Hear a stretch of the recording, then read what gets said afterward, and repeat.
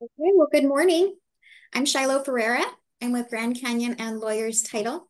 So glad to see you guys here today. That, by the way, is one company, two brands under the Fidelity umbrella.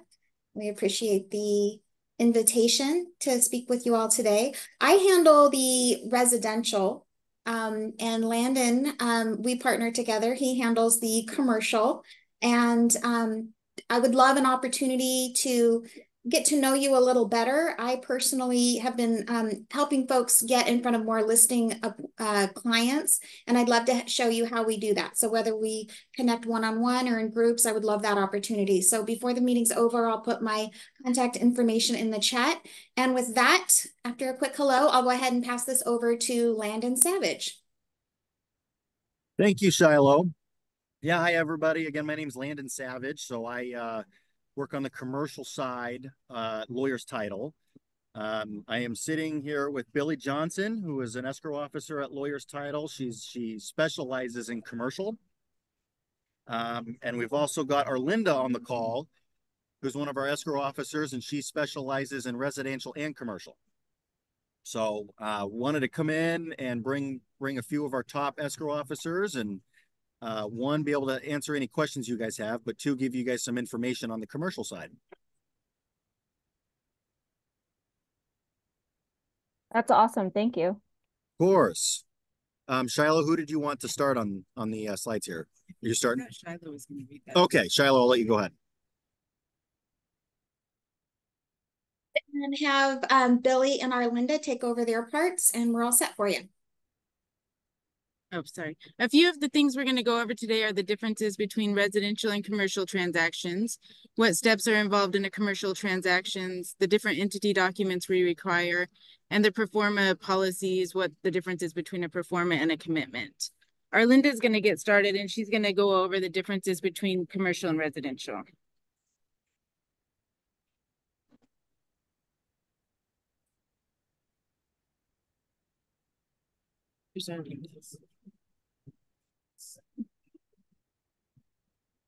Oh, Arlinda, we can't hear you. You're muted.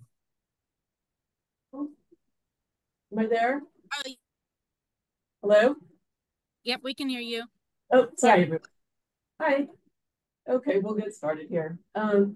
So as you know, with residential, we're working with just single-family homes, condos, townhomes.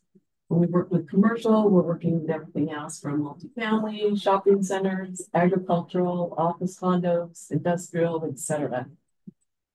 One of the biggest differences in the commercial is that we include all parties on correspondence. So as you know, in residential, we keep clients' emails and phone numbers private. On commercial, we include buyers, sellers, brokers, their legal counsels on all emails. We would also include if there's any other parties shown on the notification section of the purchase contract, they would be included on there also. Another item that we do is we send out a critical date letters on all transactions, which isn't done on residential. The letter is our interpretation of which the terms and conditions of the agreement are to be met. So honestly, basically, it's just a timeline of the events. Parties are advised to rely on their own investigation as to the compliance of those dates.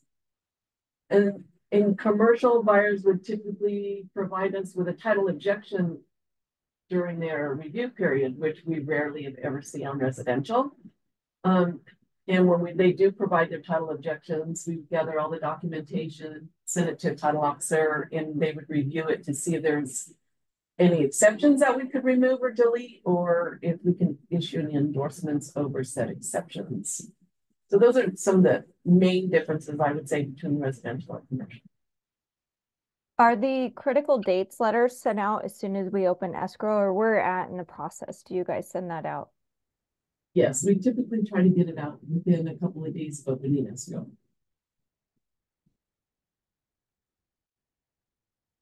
Any other questions?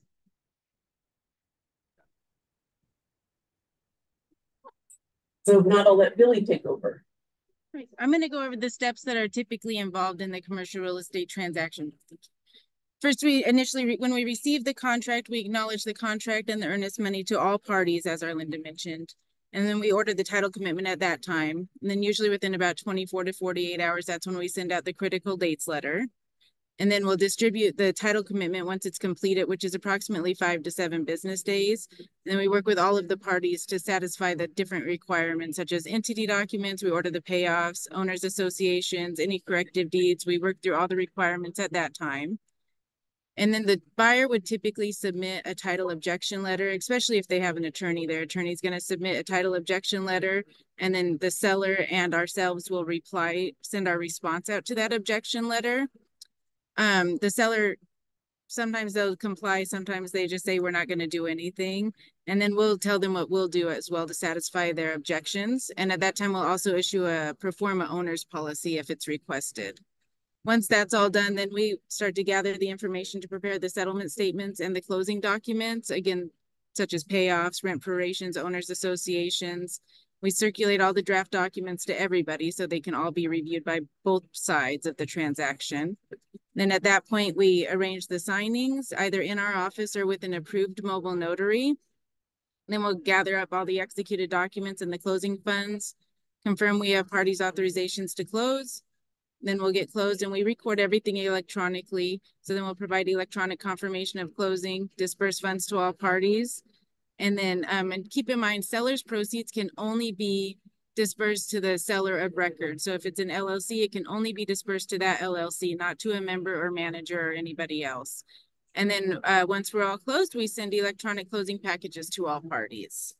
Got a question here. Okay. Oh, the question is, what would be some examples of what or why a buyer would question title? It would just be if there's an encroachment or if they want endorsements over certain items. That's usually what's included in their objection letter, is if they want a patent endorsement or a water endorsement or coverage over certain encroachments or just a cloud on title that they're not happy with, that they want the seller maybe to provide more information with. Just gives them their opportunity to question whatever they have on title. Okay. What is usually the time frame for that?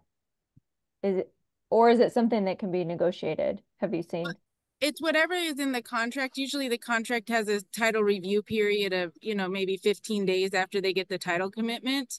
And then they'll send in their objection letter, and then the seller will have 10 days maybe to reply. It's all set forth in the contract generally. And we always make sure to send our response within that time frame as well. Any other questions?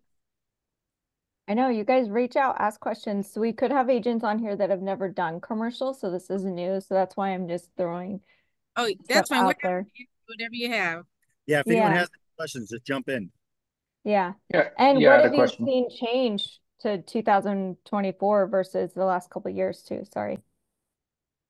You mean like in the commercial, just in the industry in general, or Correct. under? And well, I think someone else had another question. Sorry. Oh, and say underwriting's a lot tougher now than it had been in the past, just because of, where the financial market is and stuff like that. And we look closely when we have to underwrite things at the financials of the parties, especially when there's any construction involved. We don't want any construction started prior to closing, or that has a whole nother underwriting aspect involved. But we are also, our underwriter is here locally and we're in very close contact with him. So if there were anything on title that we need to deal with, it's very easy for us to get a quick response on that. I think there was a gentleman that had a question. Yeah, I had a question. I was wondering, what's the typical escrow period in this? Residential is typically 30 days. I don't know. Is commercial longer? Yes, it is longer, and it ranges. Like there's a vast difference. Sometimes we have a 30-day escrow. Sometimes we have a 12-month escrow. It really just depends on what the people are doing. Like if they have to get any type of entitlements or anything like that before closing. I have one particular client that they'll write their contract, and in their contract, they have 6 extension options. So we sometimes don't close those deals for 2 years. So it can be a very long escrow. And then what type of inspections would you say typically happen in a commercial property? You'd have to hire a commercial inspector to go out there and do that. And that's how we do it.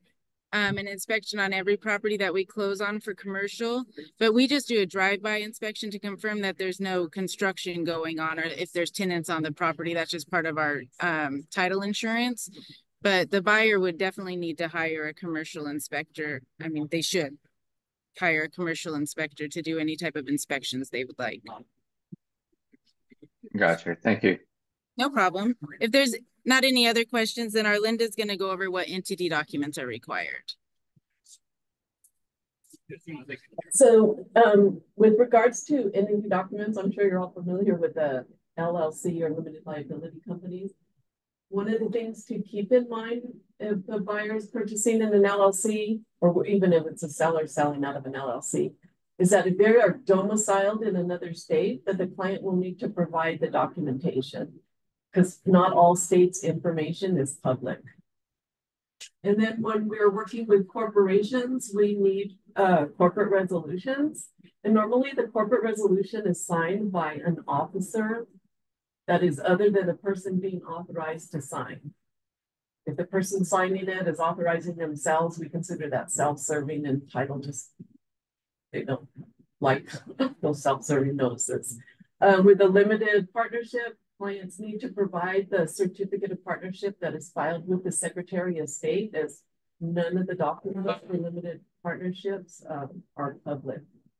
And then another thing to keep in mind when we're working with the entity documents is that if the manager, the member, the general partner is another entity, that we would also need the applicable documents for that entity as well. And usually we only go down about 3 tiers deep, but honestly, our goal is to drill down to an individual who's authorized to sign on behalf of said entity.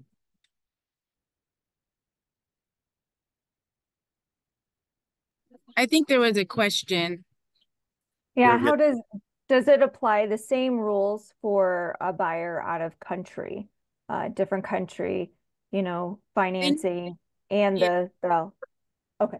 They need to be filed probably in Arizona. So that if it's an LLC, is that what you're asking? Yeah. Correct. If it was established somewhere else, does that matter, or do you have to again update? Yeah, it would need to be like an Arizona limited liability company or any other state, but it needs to be U.S. LLC that's capable of holding title.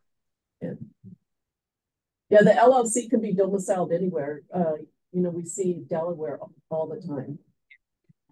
So they just need to provide their documentation from Delaware to us, like their current good standing, because we're unable to. Delaware is one of those states that they don't have their information isn't public, so they would have to provide documentation to us. Are you, so, you know, there are a lot of international commercial buyers. Do you guys see them purchasing in their personal name and then moving it into an LLC, or how do you guys see that? Do you guys see any changes, or? They typically will form an LLC somewhere in the U.S. Like Arlinda said, either Delaware if they want to hide their information, or Arizona if they want it all public. But they form an LLC in the U.S. Gotcha. Typically. Oh, so Delaware's, are they confidential or private? Yes, you can't obtain anything on there. We've tried. The clients have to provide all that documentation because we can't obtain any of it. I didn't know that. Huh.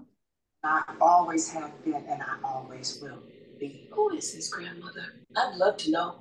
Your mother was a little girl, your grandfather adopted her. And before that, I spent you guys might need to mute some of the agents. In a foster home with an abusive. There we go. Oh, okay. And is there any other questions about entity documents? If not, then I'll go ahead and talk about title commitments and pro forma policies. Okay, I think we're good. We typically issue a pro forma owner and lenders policies so that the parties can review and approve the form of what their policy will look like. And again, we do that during the title review period. The difference between a commitment and a pro forma is that the commitment outlines all of the requirements that need to be satisfied in order for us to issue the policy. And the pro forma is a draft of the policy that will be issued once we close. We would normally issue a pro forma owner's policy once we receive the title objection letter, which again is usually sent by the buyer's counsel. Sometimes a buyer, but typically their counsel. The perform loan policy is usually issued upon receipt of the lender's instructions, or they will just send an email with a list of their endorsements, and then we send them a performa policy. But we definitely like to do a performa on all commercial transactions, really, because we want people to approve the form of their policy prior to closing. That way there's no questions once we close, or if they thought something was going to be removed but it hadn't been addressed, then honestly, if the policy is issued, we're not going to remove it at that point because it wasn't addressed prior to closing typically. So we like to make sure everybody's on the same page. Let's see, the performa is just, like I said, it's a form, it's a draft of what your owner's policy will look like, and they're not typically issued on residential at all. The only time we, Arlinda and I were actually just talking about this yesterday. The only time a client on a residential transaction requests a performa is if it's an attorney or if it's a commercial client that's buying a residential property, then they'll ask for a performa. But otherwise, it's a draft of your owner's policy or lender's policy, and generally only issued on commercial.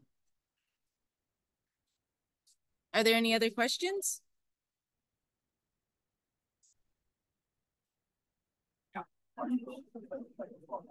That's all we had. Any questions? Okay. One thing I always like to bring up, guys, especially when you're working with clients and you guys are or you have the opportunity to push a commercial deal one way or the other. Lawyers Title, we're part of the Fidelity brand. So we've got a little under 2 billion sitting in reserves. So God forbid we do something on our end, we're able to just write a check to fix it versus having to go through insurance like a lot of our competitors have to do. So that's a huge safety net for you guys, for us, and for the client. That's always a good thing to bring up. One other thing as well, if anyone needs leads, if you guys are, curious about commercial buildings in the area that you guys could call on, I'm able to provide those as well. So feel free to reach out anytime for those.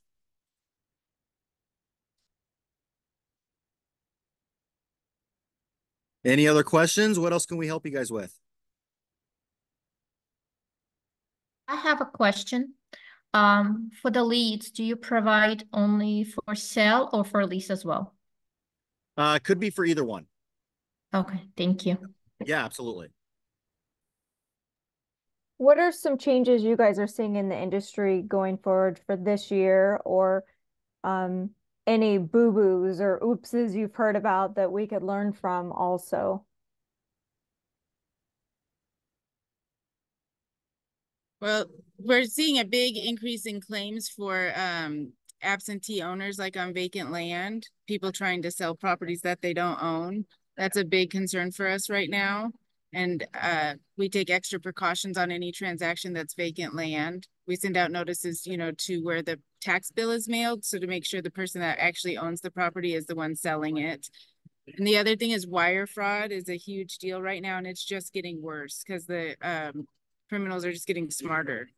So it's very difficult. We always verbally verify all the wire instructions before we send any wires, but that's a big concern, and it's just going to be getting worse in the future.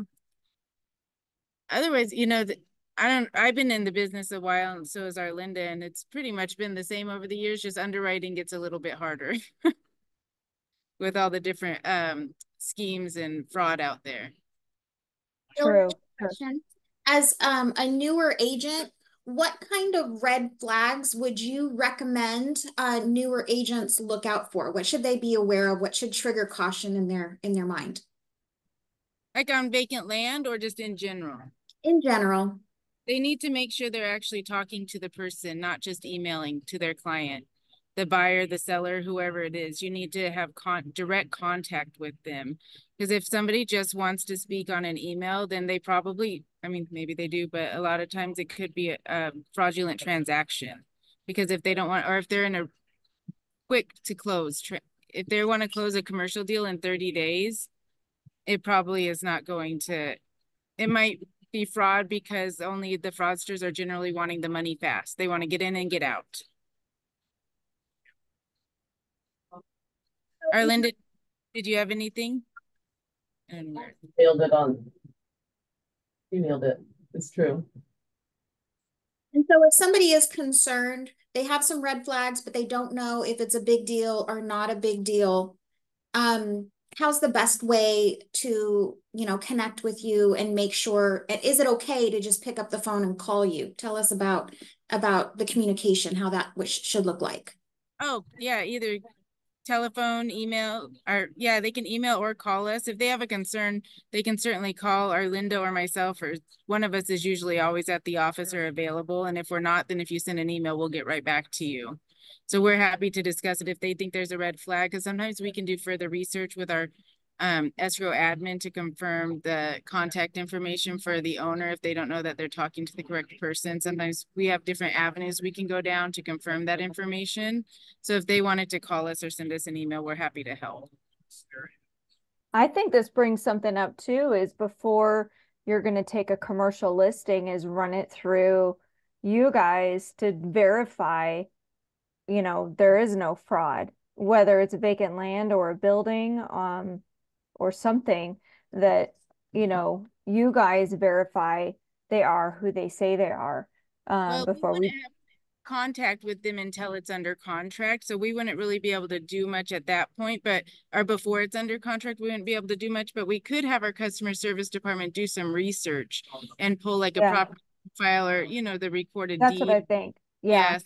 Because a lot of times we'll also compare signatures, like if it's not signed electronically, then we'll compare signatures on anything that's recorded that they might have signed to the contract to make sure they Okay. match. Because if they don't, then, I know people's signatures changes, but you can look for a few certain things to match it up. How do you get away from that if you're using e-sign, and if you're taking a listing and, you just want to make sure that it's truly The owner. the owner? Yeah. Yeah. And well, I'd have to check with my admin. I don't know at what point they're willing to run the search where they can confirm it somebody's email and phone number.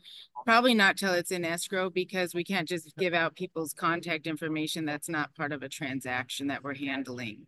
But that's usually our first line, is if there's some question, if there's fraud, is we'll have them run their information to confirm their contact, and the same contact information that you have. Have you guys seen any, I know it's been mainly residential on the buyer side for the co-broke, any chatter related to commercial, that this would affect commercial by any means? Some of I've the not agents on here may not have even done a commercial transaction, so they're not sure about LOI or how the commission starts or anything. we see a lot of LOIs, and the commission is always set forth on the LOI. So that way they're all on the same page before it gets started. But I've not heard any chatter on the commercial side about the new co-broke AAR stuff. I've not heard anything about that. Yeah, They've already been doing that. They've already been negotiating those up front. Yeah, I wasn't sure if you saw like the percentage drop or anything in commercial. No, because it's always varied in commercial from like 3 to 6%. So sometimes it just varies, and it's not generally an even split either. Sometimes it is, sometimes it's not. So it's always been varying on commercial. As residential, it's usually 6%. I'm new to the commercial, so I'm sorry for this question, but as far as the co-broke, 3 to 6% of what amount? The purchase price. Of purchase price, okay. What about if it's a leasing? I don't know how the commissions are negotiated for a lease. The Okay. lease can vary, and typically it's spelled out for the length of the lease, is what we see. So that price can change dramatically because it's based off your monthly rent, or a lot of factors come into play to that. So. Okay, thank you. Please don't apologize for questions. It is perfectly normal. It's perfectly appropriate to have questions, and we're here to support you. And, coming straight to these experts is exactly what we're here for. So don't feel bad about having questions. We want you to have questions.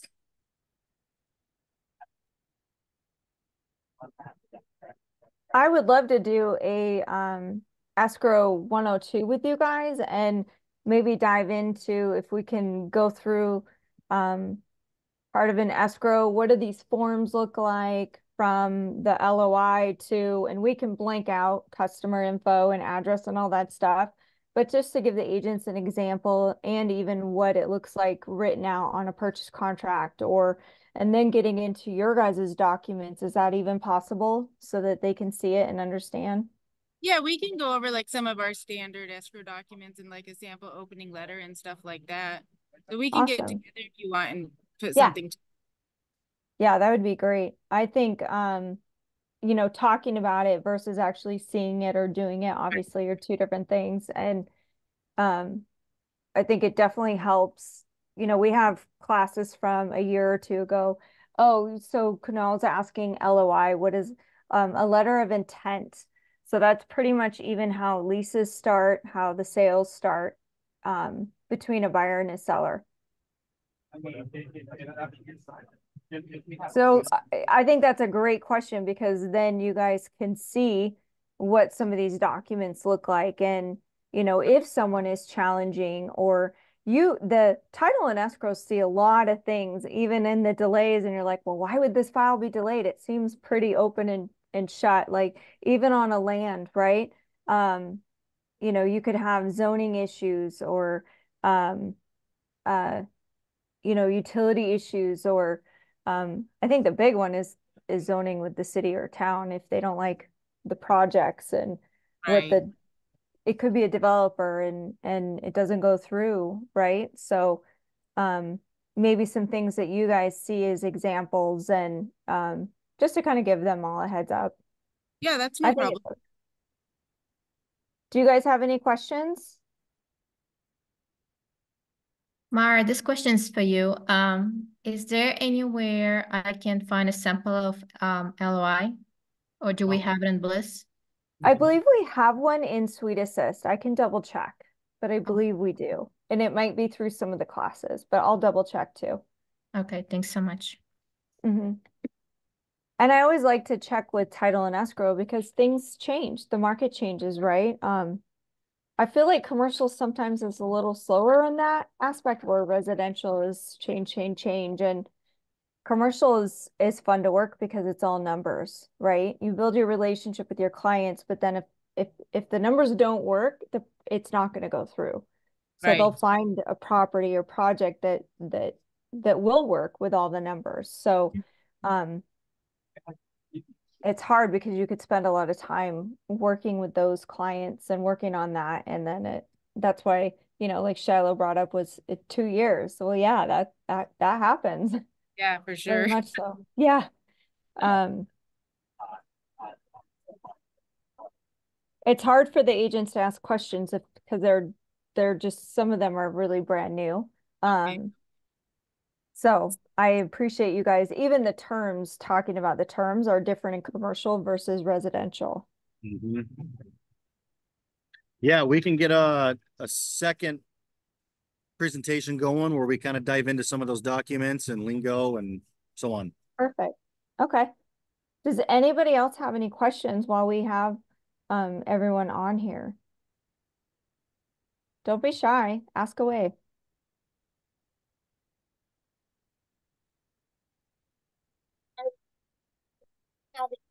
Interesting stories, you know, examples that might be interesting for folks to learn about. I didn't hear your whole question. Sorry, Shiloh. Do you have any real life examples or stories of interesting commercial transactions that would be interesting to learn from? Not off the top of my head. No, a lot of times commercials pretty straightforward because we just follow the contract, you know. Sometimes we have some last minute issues come up, like issues about the zoning and stuff like that, or some of the delays. Like last week we had a file delay just because somebody hadn't moved some of their stuff off the property, which happens in residential all the time. So there are a lot of similarities with the two, but not off the top of my head. Arlinda, do you have any stories handy? No, honestly, not off the top of my head that I can think of. Yeah, recently I don't think we've had anything out of the ordinary. No, I think we've been lucky. In residential, we know that every transaction is a story. There's always a big story, a backstory on it. But commercial, like you mentioned, it's very straightforward. Yeah, it is. And you know, one of the things that sometimes pops up is that when we do an inspection and nobody's told us there's construction going on, and then our inspector goes out there and there's construction, so then we have to underwrite that whole aspect of the transaction. So construction is a big deal on commercial, and that can certainly hold up a transaction. It involves a lot of underwriting with our local underwriter, additional documentation from the parties. But yeah.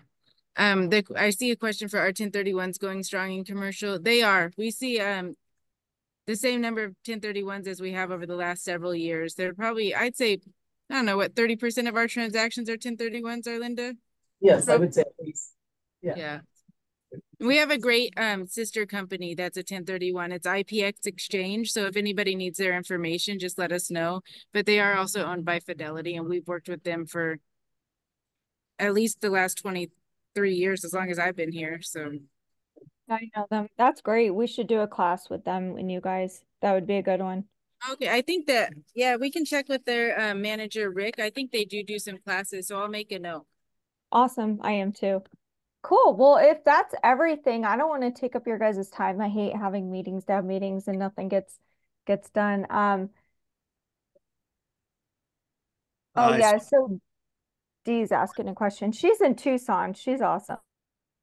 Are there a list of documents or required forms that we can download to review? Like closing documents? Is that what the question is for? If it's regarding closing documents, then we can give you a list of documents that we collect at closing generally. But we could go over the forms in the next meeting. But there's nowhere really that you could download them. You could probably like Google different forms of documents, but we can go over samples in the next meeting. And we have in Suite Assist, we have a checklist built out for the forms required for commercial transaction also.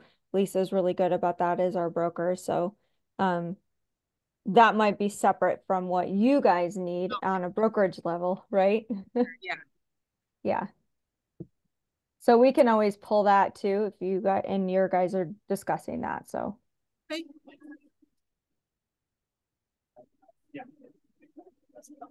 Perfect. Well, no other questions?